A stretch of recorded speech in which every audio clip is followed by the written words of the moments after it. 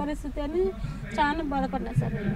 ఆ పాప అక్క నాకు అన్నం మారింది అక్క, నేను తట్టుకోలేను అక్క అని వచ్చి పట్టుకొని ఏడ్చింది.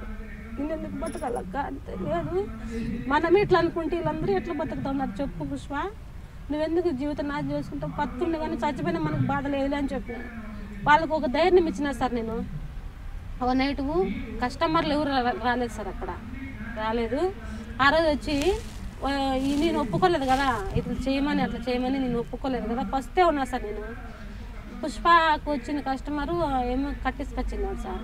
ఆ పాపకి ఏమన్నా తినేకి పార్సల్ కట్టించుకొచ్చినాడు సార్, ఏమో బిర్యానీ ఏదో కట్టించుకొచ్చినాడు. నాకు స్వారకమే లేదు సార్, పాలు ఎత్తకొచ్చిస్తుంది ఆ పాప అంతే.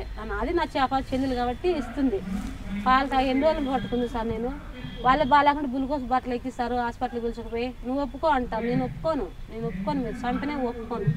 గ్లూకోజ్ నీళ్ళతోనే ఒక వారం అంతా బతికేసిన సార్.